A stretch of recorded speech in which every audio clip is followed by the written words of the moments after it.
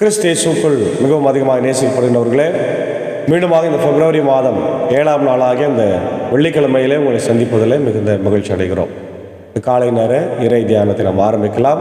ஆரம்பம் பிதா, குமாரன், பரிசுத்த ஆவியின் திரியேக நாமத்தில் உள்ளது. ஆமேன். ஜெபிப்போம். எங்களை நேசிக்கிற நல்ல தகப்பனே, இந்த மகிழ்ச்சி மாசம் நிறைந்த காலை வேளைக்காக நன்றி செலுத்துகிறோம். ஆண்டவரே, கடந்து போன இரவு முழுவதும் கிருபையாக எங்களை காத்து வழி நடத்தினீர். குளிர்ச்சியான சூழ்நிலையை தந்திருக்கிறேன். நன்றி ஆண்டவரே. இந்த நாளிலும் நாங்கள் கேட்க போகிற இறை வார்த்தையும் பாடுகிற பாடலையும் ஆண்டவரே கர்த்தாவே திருமறை பகுதிகளையும் கர்த்தர் எங்களுக்கு ஆசீர்வதித்து தாரும். இந்த நாளின் இறை செய்தி, பாடல் வேலை, ஜெப வேலையை ஆண்டவரே கேட்கின்ற ஒவ்வொரு மக்களும் நம்முடைய இறை ஆசிரியர்களை பார்த்திலிருந்து நீர் தார். அடியனையும் அன்பர் சாரையும் சாக்கசாரையும் இதை எடுத்து பயன்படுத்தும். இயேசுவின் மூலம் ஜெபிக்கிறோம் நல்ல பிதாவே. ஆமென். காலை வேளையிலே நாம் 580வது பாடலாகிய என்ன என்ன ஆனந்தம் என்ன என்ன ஆனந்தம் என்ற பாடலை சாரோடு இணைந்து பாடுவோம். 580வது பாடல்.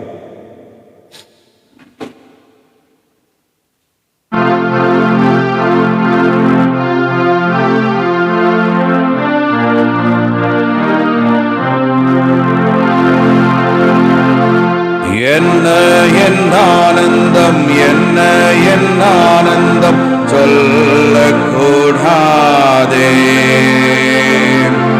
என்ன என்ன ஆனந்தம் என்ன என்ன ஆனந்தம் சொல்லக்கூடாதே. மன்னன் கிறிஸ்து என் பாவத்தை எல்லாம் மன்னித்து விட்டாரே. மன்னன் கிறிஸ்து என் பாவத்தை எல்லாம் மன்னித்து விட்டாரே. ஓடுவோம் ஆடுவோம் பாடுவோம் நன்றாய் மகிழ் கொண்டாடுவோம். கோடுவோம் ஆடுவோம் பாடுவோம் நன்றாய் மகிழ் கொண்டாடுவோம். நாடியே நம்மை தேடியே வந்த நாதனை போற்றிடுவோம். நாடியே நம்மை தேடியே வந்த நாதனை போற்றிடுவோம்.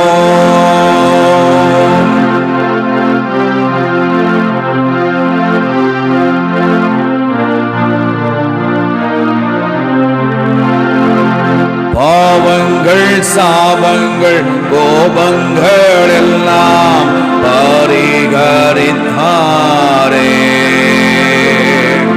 பாவங்கள் சாபங்கள் கோபங்கள் எல்லாம் பரிகரித்தாரே. தேவாதி தேவன் என் உள்ளத்தில் வந்து தேற்றியே விட்டாரே.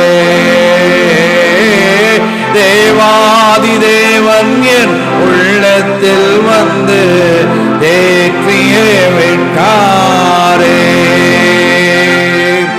அட்சயன் பட்சமாய் ரட்சிப்ப எங்களும் கருளினதாரே. அட்சயன் பட்சமாய் ரட்சிப்ப எங்களும் கருளினதாரே.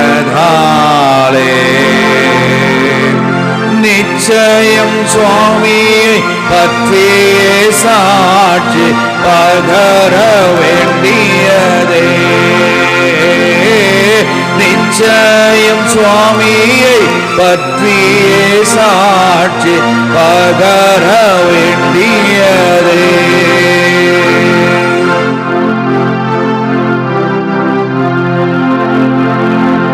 வெண்ணங்கி பொன்மோடி வாத்தியம் மேல் வீட்டில் ஜெய கோடியுடனே. வெண்ணங்கி பொன்மோடி வாத்தியம் மேல் வீட்டில் ஜெய கோடியுடனே. மண்ணுலகில் வந்து வெண்ணுலகில் சென்ற மன்னனை தோத்தரிப்போம். மண்ணுலகில் வந்து விண்ணுலகில் மண்ணுலகில் சென்ற மன்னனை தோத்தரிப்போம். என்ன என்ன ஆனந்தம், என்ன என்ன ஆனந்தம் சொல்லக்கூடாதே. என்ன என்ன ஆனந்தம், என்ன என்ன ஆனந்தம் சொல்லக்கூடாதே.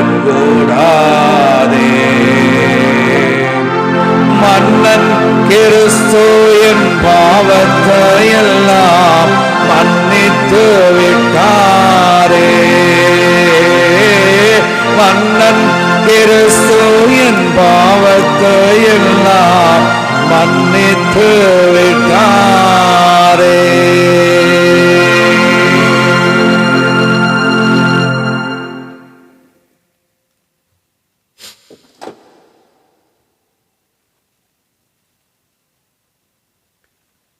கிறிஸ்து இயேசுவில் அன்பார்ந்தவர்களே, மீண்டுமாக உங்கள் யாவரையும் காலை நேரத்தில் இந்த காணொளி ஊழியத்தின் வழியாக அன்போடு வாழ்த்துகிறோம். இந்த நாளில் நாம் தியானிக்கும்படியாய் தெரிந்து கொண்ட திருமுகம், அது யூதா எழுதிய திருமுகம். இந்த திருமுகம் அனைத்து கிறிஸ்தவர்களுக்காகவும் எழுதப்பட்டுள்ளது. இது காலத்தால் மிகவும் பிந்தியது. பேதுரு எழுதிய 2ஆம் திருமுகத்தோடு மிகவும் தொடர்புடையது. இத்திருமுகத்தின் சில வசனங்கள், அதாவது 13, 14, 15 ஏனோக்கு நூலிலிருந்து எடுக்கப்பட்டிருக்கிறது என்று சொல்லுகிறார்கள். இவருடைய ஆசிரியர் தம்மை இயேசு கிறிஸ்துவின் பணியாளனும் யாக்கோபின் சகோதரனுமாகிய யூதா என குறிப்பிடுகிறார். எனினும் இவர் திருத்தூதருள் ஒருவரான யூதாவாய் இருக்க மிகுதியான வாய்ப்பு இல்லை. ஏனெனில் இத்திருமுகத்தில் திருத்தூதர்கள் கடந்த காலத்தை அந்த குறிப்பிடங்களை அந்த பகுதியில் இல்லை. நம்பிக்கை, உண்மைகளின் தொகுப்பு எல்லாம் இதில் இருக்கிறது. கிபி 2ஆம் நூற்றாண்டோடு தொடர்புடைய ஞான உணர்வு கொள்கைகளை கண்டிக்கப்படுகின்றன. இத்திருமுகம் நல்ல கிரேக்க மொழி நடையில் அமைந்துள்ளது. இவருடைய சகோதரர் யாக்கோபு, யோசேப்பு, சீமோன், யூதா அல்லவா என்ற மத்தேயு 13:15 படி படிக்கிறோம். இதன் அடிப்படையில் இத்திருமுக ஆசிரியர் நற்செய்தி நூட்களில் கூறப்படும் இயேசுவின் சகோதரர்கள் ஒருவராய் இருக்கலாம் என்று சிலர் கூறுகின்றார்கள். எனினும் மேலே கூறிய காரணங்களில் முன்னிட்டு இக்கருத்தையும் ஏற்றுக்கொள்வது கடினமாய் இருக்கிறது. இதனுடைய நோக்கம் என்னன்னா, சில சபைகளில் போலி போதகர்கள் தவறான போதனைகளால ஆபத்து ஏற்பட்டிருக்கலாம். அவரிடமிருந்து மக்களை காப்பாற்றவே இந்த நிருபத்தை எழுதியிருக்கிறார்கள். போலி போதகர்கள் பற்றி பேசும் திருமுக ஆசிரியர் அவர்களுக்கு கடவுளின் தண்டனை வரப்போகிறது என்கிறார். யூத மரபின் அடிப்படையில் இதை விளக்கிறார். தம் வாசகர்கள் திருத்தூதர்களின் போதனைகளை உண்மையாய் கடைபிடிக்குமாறு ஆசிரியர் அறிவுரை கூறுகிறார். அத்துடன் கிறிஸ்தவ அன்பின் கடமைகளையும் பொறுப்புடனும் ஆற்றவும் பணிக்கிறார் என்பதை நாம் இந்த பகுதியிலே பார்க்க முடிகிறது. அன்பான தேவனுடைய பிள்ளைகளே, மத்தேயு 13:55, 56, மார்க் 6:3 படி யாக்கோபு சகோதரனுடைய யூதா, யாக்கோபுடைய சகோதரர் யூதா, அதாவது இயேசுவின் சகோதரர் என்று சொல்லப்படுகிறது. இவருடைய காலகட்டம் எக்ஸாக்டாக நம்ம பார்க்கும்போது 65 80 AD இது சொல்லப்பட்டதாக இருக்கிறது.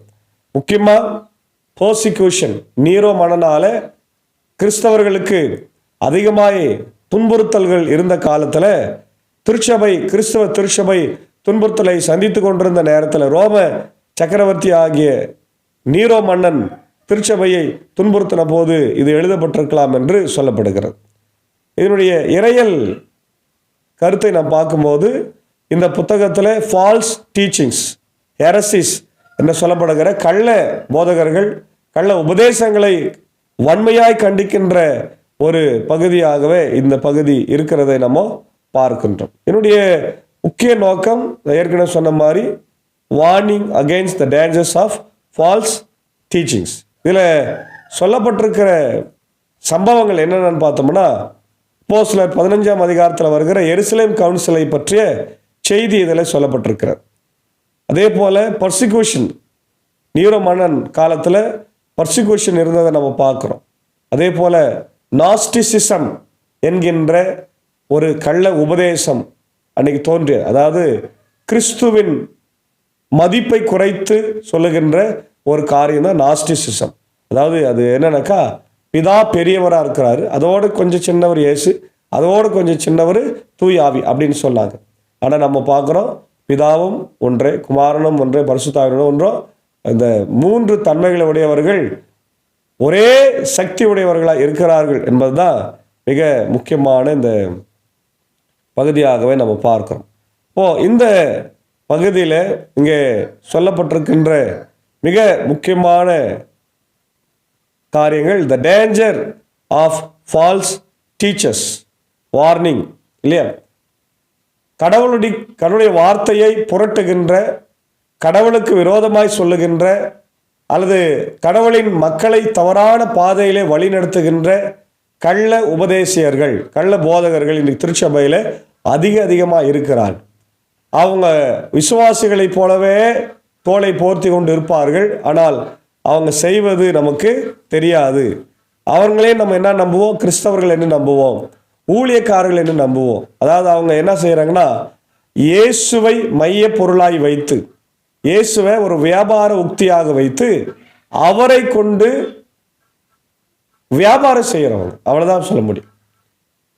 இயேசுவை வைத்து வியாபாரம் செய்கிறவர்கள் தான் கள்ள போதகர்கள், ஊழியம் செய்கிறவர்கள் அல்ல.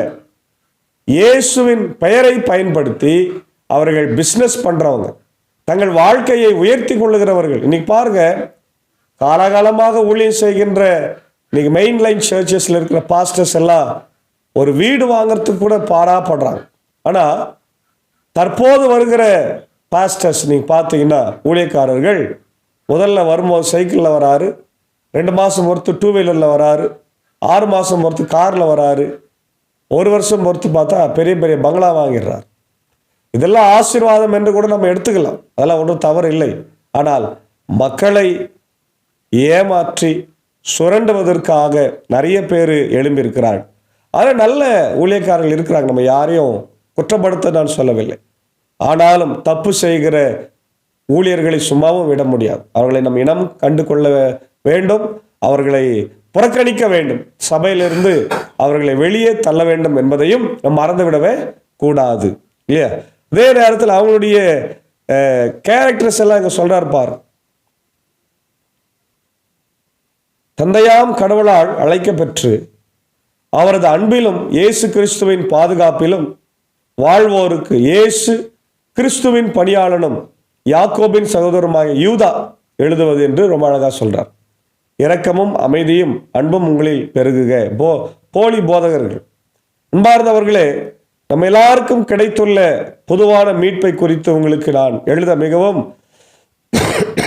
ஆர்வமாயிருந்தேன். ஆனால் எல்லா காலத்துக்கும் என இறை மக்களிடம் ஒப்படைக்கப்பட்ட விசுவாசத்துக்காக போராடும்படி உங்களை ஊக்குவிக்க இதை எழுதும்படி தேவைப்பட்டுள்ளது. ஏனெனில் திருட்டுத்தனமாக சிலர் உங்களிடையே புகுந்துள்ளனர். இவர்கள் தண்டனைக்குள்ளாக வேண்டும் என்ற ஒன்றரே எழுதப்பட்டுள்ளது. இறை பற்றில் இல்லாத இவர்கள் நம்முடைய கடவுளின் அருளை தங்கள் காம வெறிக்கு ஏற்ப திரித்து கூறுகிறார்கள். நம் ஒரே தலைவரும் ஆண்டவருமாகிய இயேசு கிறிஸ்துவை மறுதளிக்கின்றார்கள். பார்த்தீங்களா? தங்களுக்காக அவங்க செய்கின்ற காரியங்கள், உடல் இச்சையை போக்குவதற்காக செய்கின்ற காரியங்கள், பணத்தை சேமிக்குவதற்காக செய்கின்ற காரியங்கள், பதவி வெறி பிடித்த போலி போதகர்கள் எல்லாம் இன்றைக்கு சபையில் இருக்கிறதுனால திருச்சபை மிகுந்த கஷ்டங்களை அனுபவிக்கிறதாய் நம்ம அதனால தான் அவர் கண்டம் பண்றார். சொல்றாரு, ஒரே தலைவர் இயேசு, ஒரே தலை அவர்தான், அவரை நீங்க மறுதளிக்க கூடாது அப்படின்றார். நீங்கள் எல்லாவற்றையும் அறிந்திருக்கிறீர்கள், ஆயினும் சிலவற்றை உங்களுக்கு நினைவுறுத்த விரும்புகிறேன். ஆண்டவர் எகிப்து நாட்டில் இருந்த மக்களை ஒரே முறையாய் விடுவித்தார் எனினும் தம்மை நம்பாதவர்களை பின்னர் அழித்து விட்டார். சில வான தூதர்கள் தங்கள் ஆளும் அதிகாரத்தை காத்து கொள்ளாமல் தங்கள் உறைவிடத்தை துறந்து விட்டார்கள் என்றும், கட்டப்பட்டவர்களாய் அவர்களை கடவுள் மாபெரும் தீர்ப்பு நாளுக்காக காரிருள் வைத்திருக்கிறார் என்றும் பார்க்கிறோம். அவர்களைப் போலவே சோதோம் குமாரா அவற்றின் சுற்றுப்புற நகரங்கள் ஆகியவற்றின் மக்கள் பரத்தமையிலும் இயற்கைக்கு மாறான சிற்றின்பத்திலும் மூழ்கி இருந்தார்கள். ஆகவே அவர்கள் என்றும் அணையாத நெருப்பில் தண்டிக்கப்படுவார்கள். அவர்கள் நமக்கு ஒரு பாடமாய் உள்ளார்கள். இருப்பினும் இப்பொய்க் காட்சியாளர்களும் அவ்வாறே உடலை மாசுபடுத்துகிறார்கள், அதிகாரத்தை புறக்கணிக்கிறார்கள், மாட்சிமிகு வான தூதரை பழித்துரைக்கிறார்கள். தலைமை தூதரான மிகாயில் மோசேயின் உடலை குறித்து அலகையோடு வழக்காடிய போது அதனை பழித்துரைத்து கண்டனம் செய்ய துணியவில்லை. மாறாக ஆண்டவர் உன்னை கடிந்து கொள்வாராக என்று மட்டுமே சொன்னார். பார்த்தீங்களா, வரலாறு சொல்றார். இஸ்ரவேல் மக்கள் மீட்கப்பட்ட வரலாறு, பிசாசு உண்டான வரலாறு, சோதமுக்கு மாறான இயற்கைக்கு மாறான அந்த ஆணுக்கு ஆண் பெண்ணுக்கு பெண் இன்னைக்கு நாம் பார்க்குறோம். லெஸ்பியன் இல்லை, இதெல்லாம் இன்னைக்கு டிரான்ஸ்ஜெண்டர்ஸ் மாறி மாறி திருமணம் செய்து கொள்ளுகின்ற ஒரு நிலைமையை பல இடங்களிலே அரசாங்கமே ஊக்குவிக்கிறது. சில சபைகளிலே ஆயர்கள் அதை திருமணமாய் செய்கிறார்கள். எவ்வளோ கேவலமான விஷயம் இல்லை இல்லையா? இதெல்லாவற்றையும் இன்றைக்கு கடிந்து கொள்ளுகிற ஒரு பகுதியாக இந்த பகுதி இருக்கிறது. ஆண்டவர் உன்னை கடிந்து கொள்வாரா என்று சொல்லுகின்றார். ஆனால் இவர்கள் தங்களுக்கு தெரிந்தவற்றையும் பழிக்கிறார்கள், தெரியாதவற்றையும் பழிக்கிறார்கள். பகுத்தறிவில்லாத விலங்குகளைப் போல இயல்பு புணர்ச்சியினால் இவர்கள் அறிந்திருப்பதும் இவர்களுக்கு அழிவையே விளைவிக்கும். இவர்களுக்கு கேடு விளைவிக்க இவர்கள் காயின் சென்ற வழியிலே சென்றார்கள். கூலிக்காக பிழையாமின் தவற்றை துணிந்து செய்தார்கள்.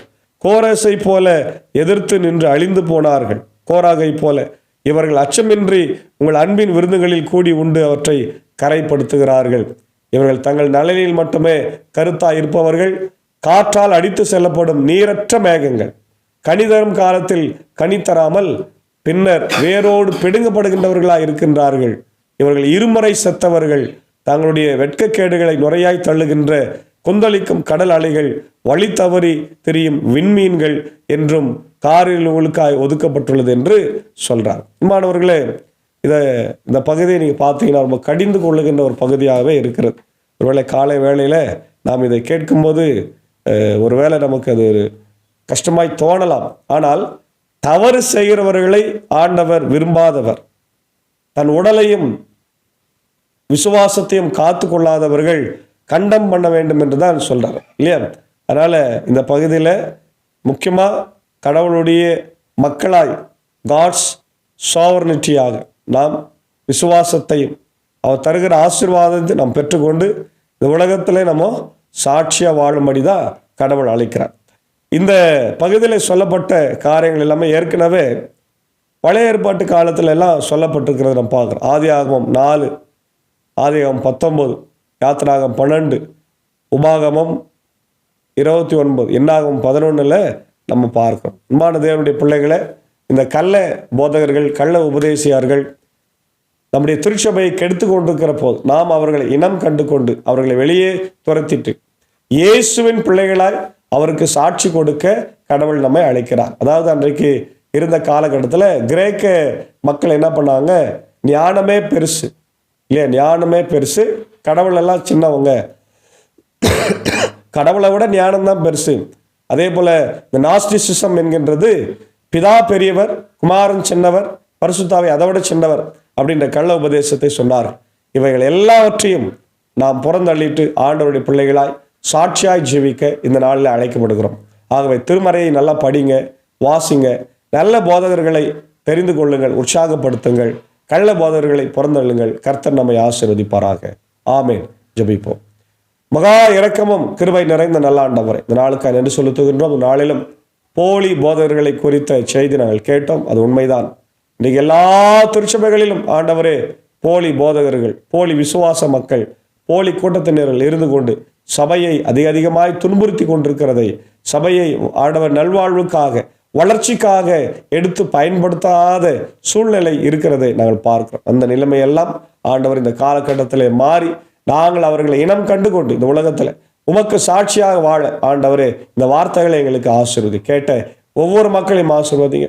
இதை கேட்ட ஆண்டவரே கிறிஸ்தவ மக்கள், விசுவாசிகள் தங்கள் வாழ்க்கையில ஆசீர்வாதத்தை பெற்றுக்கொள்ளட்டும். தொடர்ந்து இந்த நாளிலே ஆண்டவர்களுடைய இந்திய தேசத்திற்காக, எப்படியே ஆண்டவர் ஜனாதிபதி, பிரதமர், ஆட்சி செய்கிறவர்களுக்காக, அனைத்து மாநிலத்தின் மக்களுக்காக, இப்படி இந்திய சுவிசேஷத்துடன் திருச்சபை 3 சபை சங்கங்கள், போதர்கள், ஆயர்கள், ஆண்டவர் திருச்சபையின் பணிகள், கட்டுமான பணிகளுக்காக குறிப்பாக ஆண்டவர் இந்த நேரத்தில் என்னுடைய பெதஸ்தா மருத்துவமனையை கண்ணோக்கி பார். ஆண்டவருடைய கிருபை ஆண்டவர் எங்களோடு கூட இருக்க வேண்டும் என்று ஜெபிக்கிறோம். இந்த நாளில் நிலவினமாக இருக்கிற என்னுடைய சாலமன் சாருடைய அன்பு தாயார் அமுதா அம்மாவுக்காக ஜெபிக்கிறோம். சிஎம்சி மருத்துவமனையில் மீண்டும் சேர்க்கப்பட்டு ஆண்டவர் தீவிர சிகிச்சை பிரிவில் இருக்கிறார்கள். கண்ணோக்கி பார். எந்த பிரச்சனையாக இருந்தாலும், அவருடைய இருதயம் சார்ந்த பிரச்சனைகளோ, மூச்சு விடுற சிரமம் எதுவும் இருந்தாலும் இந்த தேவன் குணமாக்கி பரிபூர்ண சுகத்தை தார். ஊழியத்தை செய்கிற பிள்ளைகளை கைவிடாத தேவன் இந்த நாளே ஆண்டவர் மன உளைச்சலோடு இருக்கிற சாலமோன் சாரையும், அன்பு மனைவி சுஜியின் பிள்ளைகளையும் சகோதரியுடைய கணவர் மணிமாறன் ஆசிரியர் அவர்களையும் அவருடைய குடும்பத்தையும் கர்த்தர் காத்துக்கொள்ளும். மீளா துக்கத்திலிருந்து ஆண்டவரே அவர்களை நீர் எடுத்து ஆண்டவரே சமாதானத்தை ஆசீர்வாதத்தை தார். அதே போல ஆண்டவரே இந்த நாளிலே பலவீனமாக இருக்கின்ற ஒவ்வொரு மக்களுக்காக என்னுடைய வனஜம்மா, ஏழுமலை, ஆண்டவரே தீபா இவர்களுக்காக ஜபிக்கிறோம். ஆலன், ரஃபியா, லதா சிஸ்டருக்காக ஜபிக்கிறோம். இப்படி நிக்சன் ஐயருக்காக, ராஜ்குமார் ஐயருக்காக, ஆண்டவர் உதயநேசன் ஐயருக்காக ஜபிக்கிறோம். இன்னும் யாரெல்லாம் பலவீனமாக இருக்கிறார்களோ எல்லாரையும் தேவன் கண் நோக்கி பார். இந்நேரத்தில் பிறந்தநாளைக்கு நன்றி செலுத்துகிற என்னுடைய அன்புக்குரிய குடியாத்தம் ஆண்டவர் குஷப்பட் CSI சர்ச்சினுடைய ஆயர், அன்புக்குரிய நண்பர் அருள் திரு நோவா ஜேம்ஸ் அவர்களுக்காக ஜபிக்கிறோம். அன்பு மகனை ஆசீர்வதியும் ஊழியத்தை மிக சிறப்பாக அவர் செய்து வருகிறார். ஆண்டவர் அவருக்கு நல்ல சுகம் பலன் ஜீவனை தார். அந்த குடியாத்த டவுன் பகுதியில் ஆண்டவர் அநேக ஆத்மாக்களுக்கு சாட்சியாக வாழுகிறார். நன்றி ஆண்டவர். அவருடைய அன்பு மனைவிக்காக ஐரமா, பிள்ளைகளுக்காக ஜபிக்கிறோம். குறிப்பாக கடந்த வாரத்தில் அவருடைய அன்புக்குரிய தகப்பனார், ஐரம்மாவுடைய தகப்பனார் திரு ஸ்டான்லி ஐயா அவர்கள் உமக்குள்ளாய் மரித்திருக்கிறார்கள். உலகம் தர முடியாத ஆறுதலை, சமாதானத்தை இந்த தேவன் தாமே ஐரமாகும் ஐயருக்கும் குடும்பத்தின் மக்களுக்கு நீர்த்தார். இதே போல ஆண்டவரே என்னுடைய அன்பு சகோதரர் தன்சிங் அண்ணனுக்காக ஜபிக்கிறோம். அவருடைய அன்பு மனைவி ஆண்டவரை திருமதி தலிதா குமிக்காக ஜபிக்கிறோம். நாளிலே தன் பிறந்த நாளைக்கு நன்றி செலுத்துகின்ற பெரிய பாக்கியத்தை தந்திருக்கிறேன். அன்பு சகோதரிக்கும் ஆண்டவர் ஆசீர்வாதத்தை தார். அன்பான 2 பிள்ளைகளை பிளஸிக்காக, பிளஸனுக்காக ஜபிக்கிறோம். பிள்ளைகளை ஆசீர்வாதிங்க, வழி நடத்துங்க, தேவையை சந்திங்க ராஜா. இதே போல ஆண்டவரே இது இந்திய தேசத்திலிருந்து மஸ்கட்டுக்காக பயணப்பட போகிற மறைந்த டேனியல் ராஜகுமார் ஐயாவுடைய அன்பான ஆண்டவரே மகள் ஆண்டவரே டேனியல் அருள் எஸ்தர் ராணிக்காக ஜபிக்கிறோம். ஆண்டவரே அவருடைய அன்பான கத்தாவே பயணங்களுக்காக ஜபிக்கிறோம். என் தேவன் தாமே டிராவல் பிளஸ்ஸிங்ஸை சகோதரிக்கு தந்து வழி நடத்துங்க. அவருடைய அருமையான மகன், மகள், மருமக்கள், ஆண்டவர் பேர பிள்ளைகள் எல்லாருக்காக ஜபிக்கிறோம். கண்ணோக்கி பார்.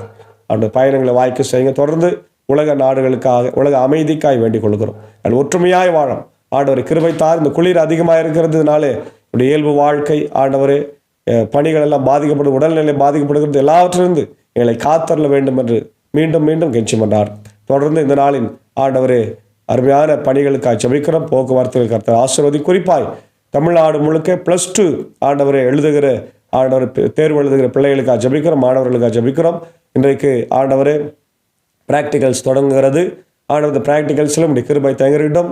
ஒவ்வொரு பிராக்டிகலையும் பிள்ளைகள் நன்றாய் செய்து வெற்றி பெறவும், தொடர்ந்து வருகிற தியரிட்டிக்கல் எக்ஸாமில் வெற்றி பெறவும் கர்த்தர் கிருபை தார். தொடர்ந்து ஆசிரியர் பெருமக்களையும் ஒவ்வொரு பள்ளிக்கூடங்களையும் கர்த்தர் இதை பொறுப்பேற்று நடத்துகின்ற ஒவ்வொரு மக்களையும் நீர் ஆசீர்வதித்து காத்தார். இறை மைந்தன் இயேசுவின் திருப்பெயரில் ஜபிக்கிறோம் நல்ல பிதாவே, ஆமென். ஆண்டவராக இயேசு கிறிஸ்துவின் கிருபை, பிதாவாக தேவனுடைய அன்பு, பரிசுத்த ஆவியானவருடைய ஐக்கியம் நாளிலே நம்மளோடு கொண்டு இருப்பதாக, ஆமென்.